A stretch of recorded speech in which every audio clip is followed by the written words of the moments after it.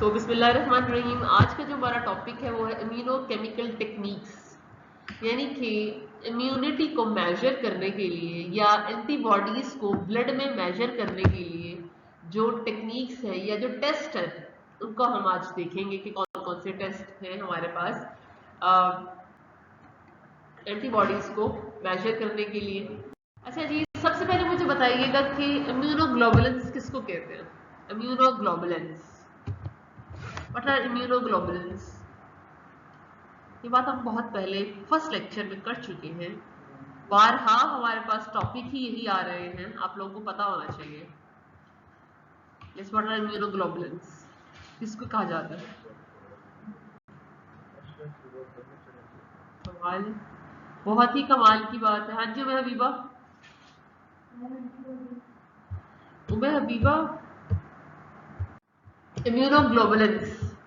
Friends, हम बारहा ये बात कर चुके हैं, immunoglobulins are antibodies. Immunoglobulin A, immunoglobulin M, G, I, हाँ, ये सारे क्या है हमारे पास? इम्यूनोग्लोबुलेंस कहलाए जाते हैं। ये कहाँ रोल प्ले करते हैं हमारे पास? इम्यून सिस्टम में, इम्यूनिटी में। अब इम्यूनिटी का लफ्ज आया है तो आप लोगों को क्या ज़हन में आता है इम्यूनिटी के बारे में? व्हाइट ब्लड सेल्स और प्लाज्मा। अच्छा, और हाँ जी, what do you know about immunity? हजार दफा पढ़ लिया है, अब तो बोल लो। एंटीबॉडीज। आपके पास इम्यूनिटी क्या है? ऑब्वियसली उर्दू टर्म्स में कुव्वत मुदाफ़त। और कुव्वत मुदाफ़त कैसे आती है आपके पास? अगर कोई भी एंटीजन आपकी बॉडी में एक्ट करता है, आपकी बॉडी पे एक्ट करता है, तो जो दिफा आपका देगी जो चीज़, वो आपकी एंटीबॉडीज होंगी, उन्हीं को हम इम्यूनोग्लोबुलेंस कह रहे हैं। क्या होती है ये? प्रोटीन इन नेचर होती हैं। स्पेसिफिक एंटीजेंस के लिए स्पेसिफिक एंटीबॉडीज होती हैं, जिसकी एग्जांपल मैंने आप लोगों को पहले भी दी है। आपका जो भी ब्लड ग्रुप होगा उसकी वही एंटीजेंस आपके ब्लड पर लगी हुई होगी। ब्लड ग्रुप का मतलब एंटीजेंस हैं जो आपके ब्लड पर लगी होंगी, ब्लड सेल्स के ऊपर लगी होंगी। और अगर आपकी बॉडी में एंटीबॉडीज प्रोड्यूस हो रही हैं और एंटीबॉडीज प्रोड्यूस हो रही है तो उसकी काउंटर एंटीबॉडीज प्रोड्यूस होंगी, ताकि आपके पास एंटीजेंस हैं उसी तरह की आपके पास एंटीबॉडीज प्रोड्यूस हो, मतलब उसके काउंटर के लिए। अगर ए एंटीजन लगा हो तो बी एंटीबॉडीज प्रोड्यूस होंगी। समझ आ रही मेरी बात की? They are proteins produced by specific immune cells. अच्छा, आपके पास जो ये हमारे पास इम्यूनोग्लोबुलेंस की बात की जा रही है। इम्यून सिस्टम में इम्यूनोग्लोबुलेंस में एंटीबॉडीज आपके पास कहाँ प्रोड्यूस होंगी? प्लाज्मा सेल्स में प्रोड्यूस होंगी। और प्लाज्मा सेल्स, अच्छा मैंने प्लाज्मा के बारे में क्या बताया था? What is plasma?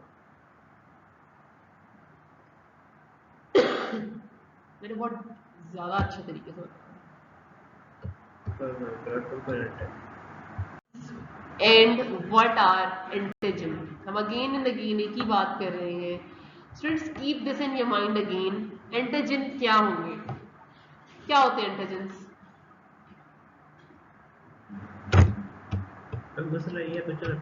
इम्यूनोग्लोबुलेंस वो प्रोटीन्स हैं जो कि आपके पास इम्यून सेल्स प्रोड्यूस करेंगे।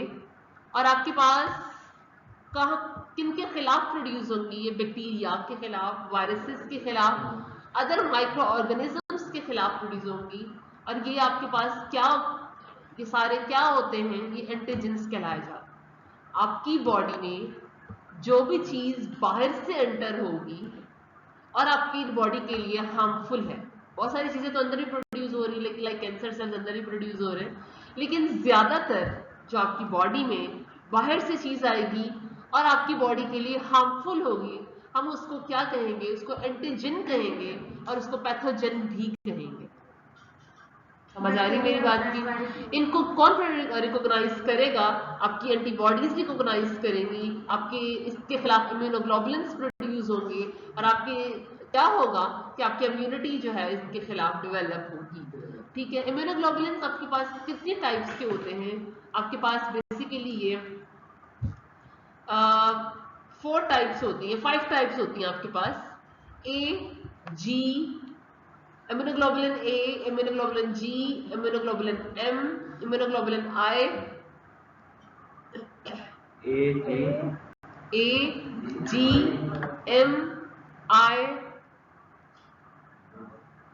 एक और भी आगे जाके आप देखते हैं, इम्यूनोग्लोबुलिन A, IgA लिखेंगे। इम्यूनोग्लोबुलिन का एब्रीविएशन I और G, स्मॉल g है। उसके बाद कैपिटल A आएगा, immunoglobulin M, immunoglobulin I,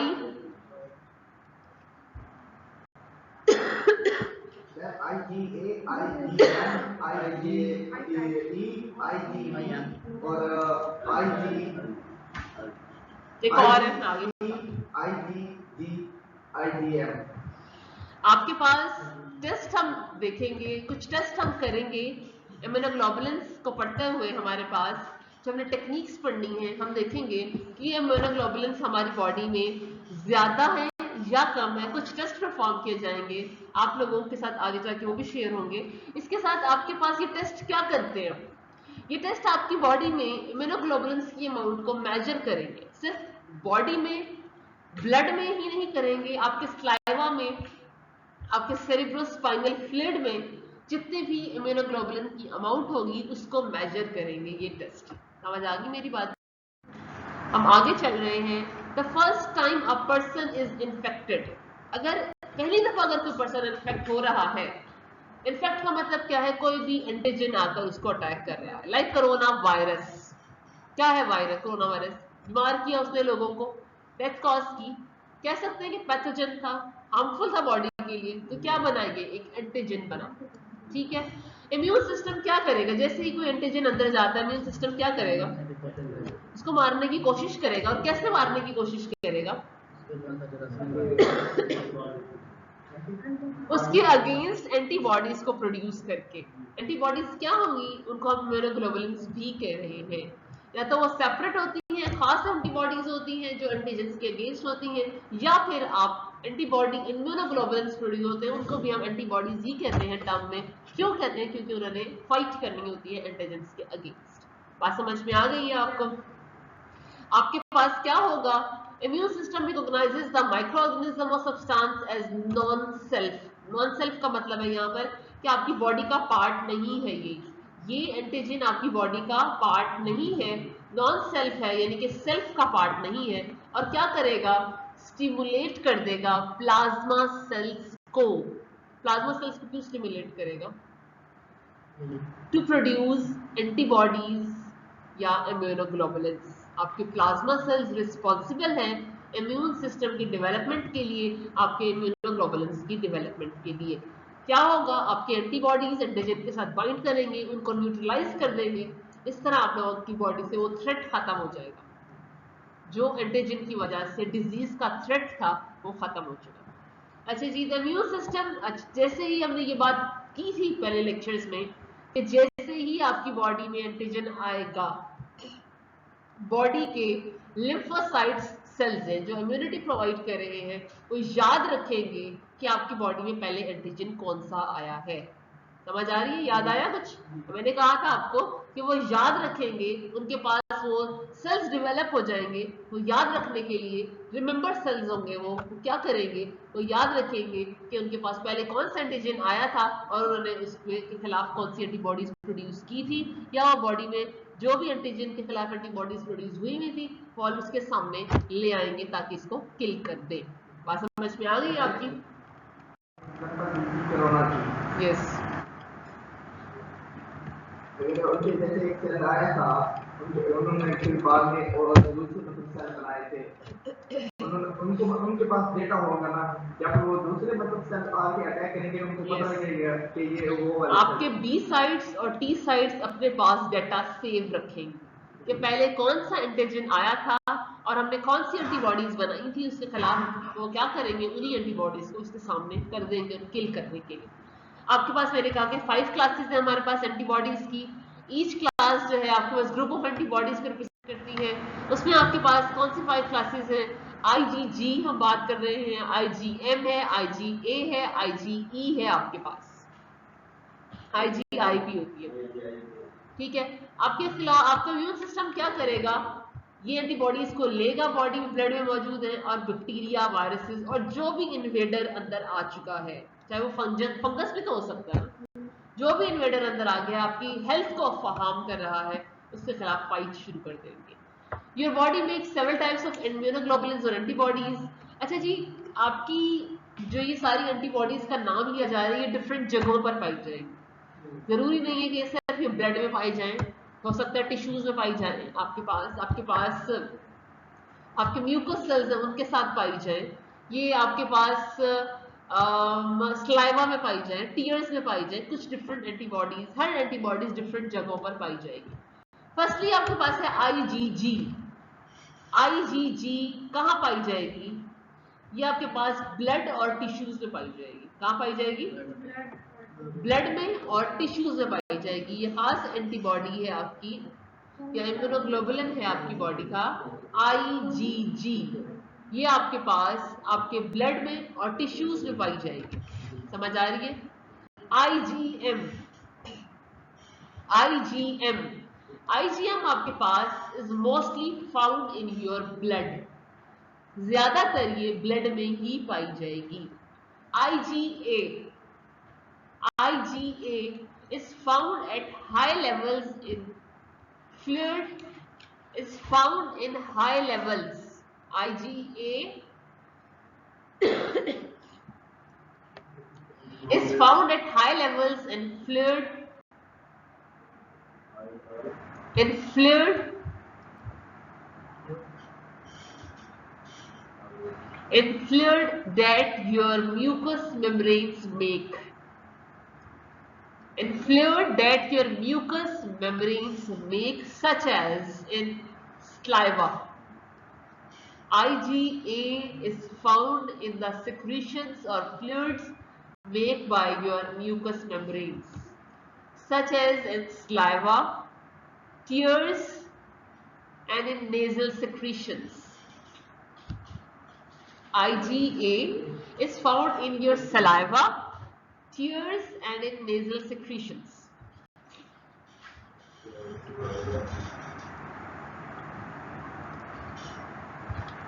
IgE is mostly attached to immune system cells in your blood. IgE is mostly attached to immune system cells in your blood. आपके immune system के cells के साथ attach रहेगी। Next हमारे पास, अब हम separately एक एक का काम मजीद देखेंगे और मजीद डिफाइन करेंगे हर इम्यूनोग्लोबुलिन को। हमारे पास IgM, IgM antibodies are produced as, अच्छा गौर से सुनिएगा स्टूडेंट्स, सबसे पहला रिस्पॉन्स आपकी बॉडी में किसने प्रोड्यूस करना है? सबसे पहला रिस्पॉन्स जब एंटीजन आया तो उसके मुकाबले में सबसे पहला रिस्पॉन्स कौन प्रोड्यूस करेगा? IgM antibodies are produced. First response, IgM antibodies are produced as a body's first response to a new infection. जैसे ही कोई नया इन्फेक्शन, सपोज पहले एक पर्सन को कोरोना वायरस हुआ, पहला इन्फेक्शन उसके अंदर आया, या सपोज उसको फ्लू हुआ, सीजन का फर्स्ट फ्लू उसको हुआ, तो उसके अंदर क्या हुआ? पहला इन्फेक्शन अंदर आया, तो सबसे पहले उसके सामने कौन सी एंटीबॉडीज आएंगी? IgM एंटीबॉडीज उसके सामने आएंगी। क्या करने के लिए? और to a new self antigen, या कोई नया एंटीजन है उसकी बॉडी में आया है, उनके खिलाफ आएंगी। Providing short term protection, short term protection provide करेगी। शॉर्ट टर्म प्रोटेक्शन का मतलब है थोड़ी देर के लिए प्रोटेक्शन प्रोवाइड करेगी। एक्सक्यूज पॉइंट ऑफ व्यू से बहुत इंपॉर्टेंट है। कौन सी एंटीबॉडीज ऐसी हैं जो शॉर्ट टर्म आपका प्रोटेक्शन प्रोवाइड करेगी टू द न्यू इन्फेक्शन? तो आपके पास IgM है। They increase for several weeks, काफी हफ्तों तक इनकी तादाद बढ़ती रहेगी। शॉर्ट टर्म प्रोटेक्शन है थोड़े दिनों के लिए, लेकिन कई वीक्स तक इनकी तादाद बढ़ती रहेगी और ये कब खत्म हो जाएगी? And then decline as IG production begins, IgG production begins. IgM सबसे पहले सामने आया, इसने प्रोटेक्शन प्रोवाइड करनी है, शॉर्ट टर्म प्रोटेक्शन, और इसकी प्रोटेक्शन कब खत्म होगी? जब आईजीजी की प्रोटेक्शन स्टार्ट हो जाएगी। जैसे ही आईजीजी इम्यूनोग्लोबुलिन की प्रोटेक्शन स्टार्ट होगी, आपके पास आईजीएम का काम खत्म हो चुका है। समझ आ गई मेरी बात की? आईजीजी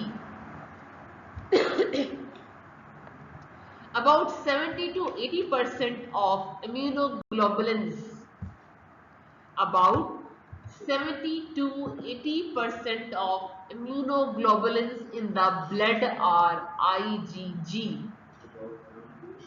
70 से 80% जो इम्यूनोग्लोबुलिन्स आपके ब्लड में मौजूद है वो IgG होंगी। Specific IgG antibodies are produced। Specific IgG antibodies are produced। Specific कब प्रोड्यूस होंगी? Specific IgG antibodies are produced during an initial infection or other antigen exposure। आपके पास फर्स्ट इन्फेक्शन है, उसी की बात कर रहे हैं। पहले आईजीएम आया, अब आपके पास फर्स्ट इन्फेक्शन के लिए आईजीजी एंटीबॉडीज आएंगी।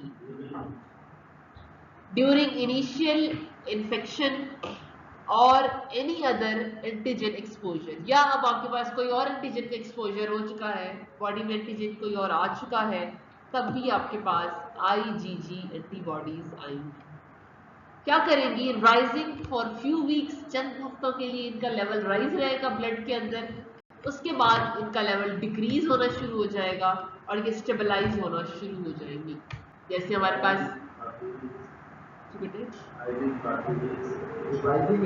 Rising for a few weeks, after it then decreasing, start to decrease and to stabilise होना शुरू हो जाएंगे और उनकी फिर लेवल कम होगी।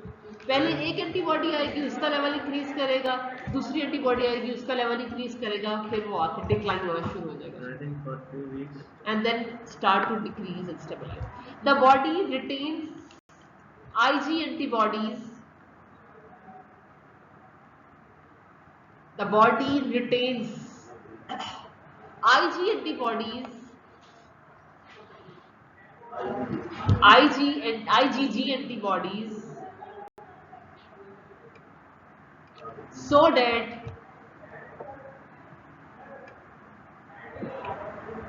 if same antigen enters in our body, if same antigen enters in our body, it can be recognized। So that if same antigen enters in our body, ये लिखा हुआ है, थोड़ा सा पॉइंट्स पे लिख दीजिए। If same antigen enters in our body, it can be the antigen can easily be recognized। IgG antibodies form the basis of long term protection against microorganisms। Very important, यहाँ पे कोई भी शॉर्ट क्वेश्चन आ सकता है, किसी भी antibody के लिए शॉर्ट क्वेश्चन आ सकता है।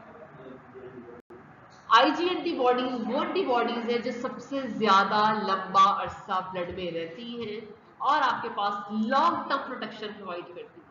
IgM short term protection provide करेगी, आईजीजी आपके पास लॉन्ग टर्म प्रोटेक्शन प्रोवाइड करेगी।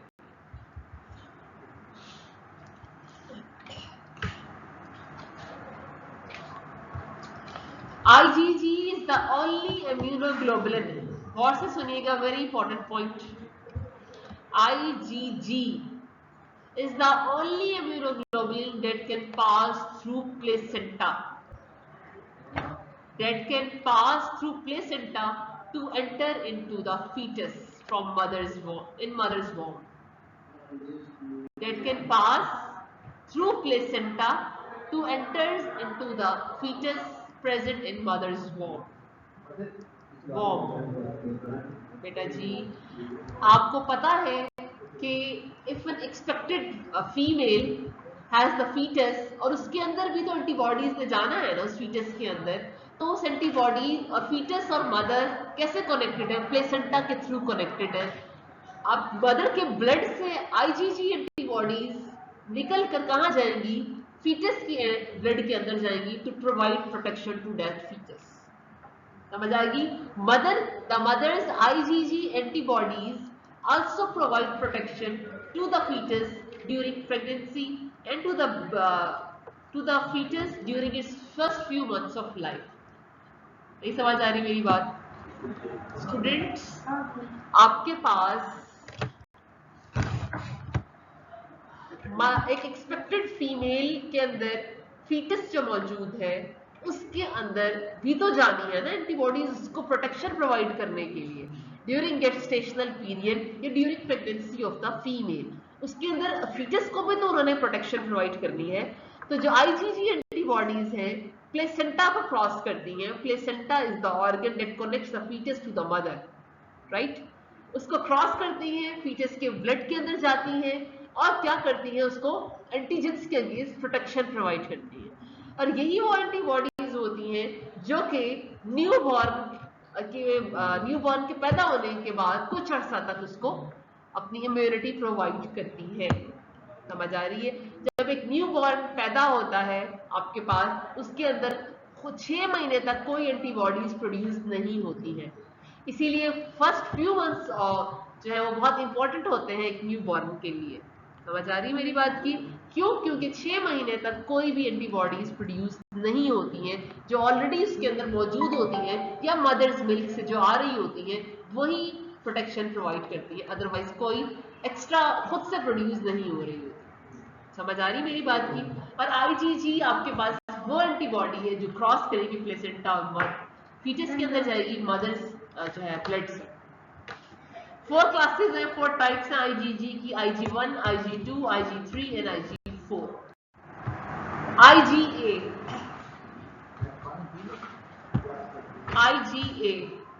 IgA comprises about 15% of the total immunoglobulins in the body। नहीं लिखी, आगे है IgA, बस टाइप्स बतानी। IgA आपके पास क्या कर रही है? IgA आपके पास क्या कर रही है? ये 15% ऑफ टोटल इम्यूनोग्लोबुलिन्स कि ये प्रेजेंट है ब्लड के अंदर, यानी कि 15% प्रेजेंट है ये आपके ब्लड के अंदर। But they are also found in saliva, tears, respiratory and gastric secretions and in also present in breast milk of mother. IgA क्या करेगी? इनका क्या फंक्शन है?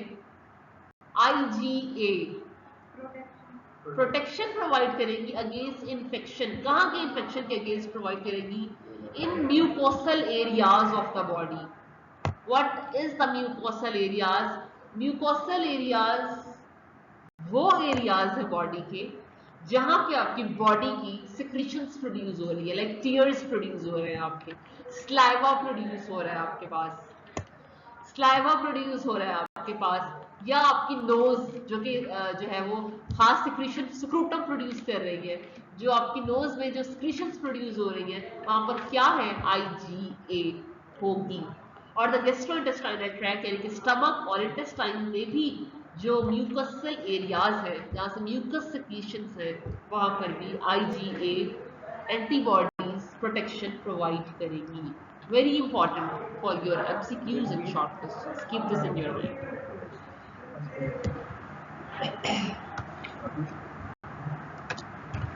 आगे है आपके पास when passed from mother to baby during breastfeeding। ये breastfeeding के दौरान भी जो है वो एक न्यूबॉर्न के अंदर जा रही है। It helps to protect the infant's gastrointestinal tract। जब ब्रेस्टफीडिंग के दौरान ये एंटीबॉडी मदर से चाइल्ड में जा रही है तो क्या प्रोड्यूस करी, क्या प्रोटेक्शन प्रोवाइड कर रही है? गैस्ट्रोइंटेस्टाइनल ट्रैक्ट जो है उसका, जो उसकी फीडिंग लाइन है उधर जो बैक्टीरियाज मौजूद होंगे उनको किल करने के लिए काम करेगी। क्यों? क्योंकि बच्चे के अंदर शुरू में एंटीबॉडीज प्रोड्यूस नहीं हुए। Significant amounts of IgA are not produced by a child or a baby until 6 months of age। ये बात यहाँ मेंशन है, right? So any IgA present in baby's blood before then this is from the mother's milk। अगर बच्चे के अंदर कोई antibodies produce है, आप कहते हैं कि शुरू के महीनों में एंटीबॉडीज हैं, तो सिर्फ या तो पहले मदर से ही आई थी अब, या फिर मदर से ही जा रही है। ओके, इसकी भी दो टाइप्स हैं, IgA1 और IgA2। IgD क्या है? The role of IgD is not completely understood and is not routinely measured. इतना ज्यादा इसका जो है वो इसके जो है इसके बारे में इतना नहीं पता, और ना ही इतना मेजर किया जाता है। IgE is associated with allergies। अगर आपको कोई डस्ट एलर्जी है, सपोज जैसे भी पंखा चल रहा है, किसी को स्नीजिंग स्टार्ट हो जाती है तो मतलब एलर्जी है, या आपके पास कोई भी इंफेक्शन हो जाता है, एलर्जी की सूरत में आपकी बॉडी कैसे डिटेक्ट करती है कि ये एलर्जी है? कैसे डिटेक्ट करती है? रैश हो जाता है, इचिंग होना स्टार्ट हो जाती है, छींकें आना शुरू हो जाती है, किसी पर्टिकुलर एरिया में समटाइम्स जो है वो आपको जैसे पोलन एलर्जी, सांस नहीं आ रहा होता, पोलन एलर्जी में क्या होता है, सांस नहीं आ रहा होता, ब्रीदिंग इश्यूज स्टार्ट हो जाते हैं। तो आपके पास जो एलर्जीज के अगेंस्ट एंटीबॉडी आएगी या एलर्जिक इन्फेक्शंस के अगेंस्ट एंटीबॉडी आएगी, वो क्या है? IgE। Keep this in your mind again and again. I'm saying this. These are very important points for MCQs as well as for short questions. Maybe long question भी बन जाए। IgE is associated with allergies, allergic diseases, and with parasitic infections. It is almost always measured as part of an allergy testing blood panel. अगर किसी ने ये देखना है कि मुझे एलर्जी है या नहीं है, इसको ब्लड टेस्ट किया जाएगा, तो उसमें से IgE एंटीबॉडीज को देखा जाएगा कि उनका कितना लेवल है। हाई लेवल है तो इसका मतलब है कि उसको एलर्जी है, लो लेवल है तो इसका मतलब उसको एलर्जी नहीं। ठीक है जी। अच्छा जी, वैरायटी ऑफ कंडीशंस हैं आपके पास, कि आपके पास बताने के लिए कि आपकी बॉडी के अंदर इम्यूनिटी का लेवल हाई है या लो है। अभी हमने डिजीजेस भी पढ़नी है इधर आगे। A variety of conditions can cause an increase or decrease in the production of immunoglobulin। बहुत सारी कंडीशंस हम पढ़ेंगे अभी। अगर आपके पास इम्यूनोग्लोबुलिन यानी कि एंटीबॉडीज का लेवल हाई है तो उस कंडीशन को कहेंगे हाइपर गैमाग्लोबुलिनीमिया। हाइपर गैमाग्लोबुलिनीमिया। और अगर डिक्रीज है अमाउंट तो आपके पास कंडीशन होगी hypogammaglobulinemia. Hypo gamma GAMMA gamma GLOBULINEMIA globulinemia in the production of immunoglobulin। Some cause an excess or deficiency, obviously excess है तो हमारे पास हाइपर है, डेफिशिएंसी है ये डिक्रीज लेवल है तो हाइपो है। ये कंडीशन एक जनरेशन से दूसरी जनरेशन में भी पास हो सकती है। अच्छा जी, people with conditions that cause decreased immunoglobulin levels often do not have strong immune response to vaccinations। क्या है? अगर आपकी बॉडी इम्यूनिटी कम प्रोड्यूस कर रही है तो डेफिनेट इन्फेक्शन ज्यादा होंगे आपको। जैसे एक 6 माह की उम्र तक बच्चा जल्दी बीमार होता है, गर्मी में भी इसे जल्दी गर्मी लगती है, जल्दी बीमार होता है, और सर्दी में भी उसको जल्दी लगती है। ऐसे ही है ना? क्यों? क्योंकि इसके अंदर इम्यूनिटी बहुत कम होती है या फिर जो है बहुत रिड्यूस्ड होती है, बाहर से तो इम्यूनिटी आ रही होती है। They may not produce a sufficient level of antibody to ensure protection। क्यों? क्योंकि अपनी प्रोटेक्शन के लिए वो एंटीबॉडीज को प्रोड्यूस नहीं कर रहे होते उस लेवल। एंटीबॉडीज अगर है भी, अगर एक स्ट्रॉन्ग एंटीजन आ रहा है, सपोज ये कहा गया कि जो कोरोना वायरस था उन लोगों पर कम अटैक किया उसने जो लोग ज्यादा हेल्दी डाइट लेते थे या जिनका इम्यून सिस्टम ज्यादा स्ट्रॉन्ग था। ऐसा बात हुई ना? इसका मतलब है कि उनकी एंटीबॉडीज इतनी स्ट्रॉन्ग थी कि प्रोटेक्शन इजी प्रोवाइड नहीं। अच्छा, और जिनकी वीक थी उनको कोरोना वायरस अफेक्ट भी किया और डेथ कॉजिंग अफेक्ट भी आया। ठीक है। अच्छा जी,